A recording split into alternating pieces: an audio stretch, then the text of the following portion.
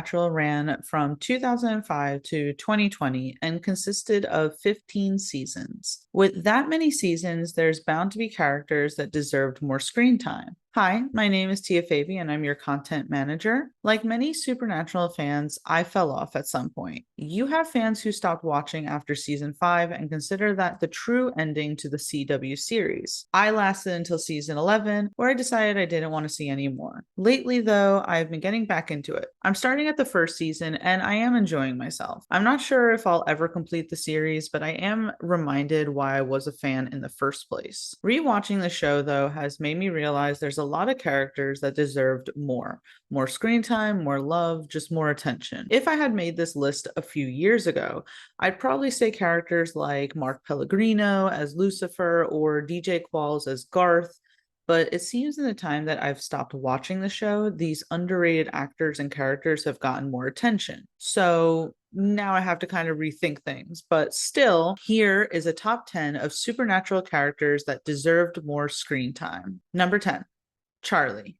Charlie was a fan favorite for many Supernatural fans, and while Charlie does come back in later seasons, her death in season 10 was absolutely appalling. Considered in bad taste for many, I don't think bringing the character back makes the sting of her horrible death hurt any less. Number 10, Alistar. I felt that there was a big to-do about Alistar and how he was the king of torture and taught Dean how to torture in hell. And then you get someone like Christopher Heyerdahl to play Alistar, and then he's gone. Of all the characters brought back through the series, the writers could have done it. What we got from him was great, but I definitely could have used more. Number 8, the Stein family. Responsible for Charlie's death, this family were monsters. And while it was satisfying to see them wiped out, I feel like they could have been antagonists for longer. I like the idea of taking inspiration from Mary Shelley's Frankenstein IP and the idea of this dangerous family. I just felt like they barely had any screen time. Number 7, War. The Four Horsemen of the Apocalypse was a cool addition to Supernatural's 5th season, with each one of them having their own spotlight episode. While Death appeared past this season, War to me was the one that I wanted to see more. Maybe it's because I love the actor Titus Welliver, but I thought it'd be cool to see him again. Number 6, Adam. Poor Adam. For a show that is all about family, some family members draw the short stick. While characters like Samuel Campbell were terrible and it didn't matter that he was family, there could have been potential for Adam. In later seasons, Sam and Dean become pseudo-parents to Jack Klein, and they could have had this kind of relationship with their half-brother Adam, but really he was used for little more than a vessel for Michael. Number 5, Meg. Now, I know that Rachel Miner has had some health issues in real life that have prevented her from remaining in the show, but I just wish we could have gotten more of Meg when we had her. A great character, it was nice seeing the Winchesters working with a demon that didn't have ulterior motives like Ruby. I absolutely adored the scenes between Meg and Castiel, and while most fans are team Destiel, I was rooting for Megstiel for a long time. Number 4, Balthazar. Another character that I love solely because of the actor, Sebastian Roche was told, "Here's your lines," but heard, "change lives." Okay, that was corny, but I really just love Balthazar. The eccentric best friend of Castiel, Balthazar was unlike most angels we saw by the time we got to season 6. His scenes were great, but was just a character brought in to kill because the show couldn't permanently kill off Sam and Dean. I don't know, I just feel like we could have had more Balthazar. Number 3, Goodrill. I'm probably one of the only people who didn't mind season 9, and while Jared Padalecki does a great job as Goodrill, it's Tamo Petticat that I thought did a great job. This character is so interesting to me. The angel who let Lucifer into the garden. I really wish this wasn't a character they introduced just to kill off. Goodrill was rigid and honorable, almost like season 4 Castiel. I think they could have kept him around.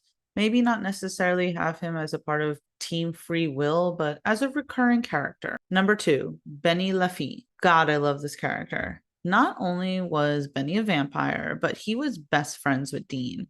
And this is an oxymoron in on itself, considering how Sam and Dean never made exceptions for monsters in the past. But Benny was different. Ty Olsson did such a fantastic job that I still think about this character. Even when I was over Supernatural, I was thinking about this character. Benny and Dean had a friendship that honestly, in my opinion, trumps almost everybody else. The episode where Benny tells Dean to kill him so he can save Sam, it just hurts every time. The fact that the show really disrespected this character's legacy and then killed him permanently off screen in later seasons, it was just so disrespectful to me. Number one, Demon Dean. I remember how hyped we all were at the end of season 9 when it was revealed that Dean was going to be a demon. First of all, prior to that, it was really Jared Padalecki that played variations of different characters, from a demon to Solus to Lucifer and Gadrill. Now it was Jensen Ackles' turn to play a different version of Dean. And let's just say Jensen did an insane job as Demon Dean. He was brutal, frightening, and playful, which made it all the more disappointing when Demon Dean was brought to an end only 3 episodes into season 10. At least Solus Sam lasted practically halfway through season 6. To be honest, the way they handled Demon Dean was what made me start disliking Supernatural, to the point that by the time I finished season 11, I was done. That may sound dramatic, but I was just really disappointed. Thinking about it, I still am. Oh well, at least Jensen Ackles did an amazing job, as Soldier Boy in The Boys. But that's just me again. I have not watched seasons 12 through 15. I've seen clips, and now that obviously I'm getting back into this show, my TikTok feed is full of them. I remember when the show ended and seeing on Twitter how disappointed everyone was, and it kind of instilled in me why I stopped watching Supernatural. When I go back and think about it, I completely understand the people who stopped watching after season 5. If you want a really good, conclusive sort of story, just watching seasons 1 through 5 is perfect, honestly, even though I'm not the biggest fan of seasons 1 and 2, just because I started my Supernatural watch initially at season 4. So going back was just a little jarring for me, but that's besides it. Honestly, I like this show a lot. It meant a lot to me. I went to a couple of the conventions, but as much as I enjoy the show, I don't think I could be as big of a fan as I used to be. But still, part of me does kind of want to watch those seasons that I missed out on. But you let me know. What's a character, in your opinion, from Supernatural that deserved so much more screen time than they actually got? And if so, comment down below. And also, if there's a character that you thought is a little overrated and got too much time, let me know. In the meantime, please make sure you are like and subscribed. I just did a review for Fallout. I spoke to a few of the actors and directors and showrunners for Amazon Prime's Fallout. That was such an amazing show. 10/10, honestly. Please make sure you check that out. And if you are a Supernatural fan, our friends over at the Kind of Nerdy Girls get to speak to some of their actors quite frequently, with one of the most recent ones being Mark Pellegrino. So make sure you check that out, and please make sure you tell them that their friends at Geek Vibes Nation said hi. Until next time, guys. Bye.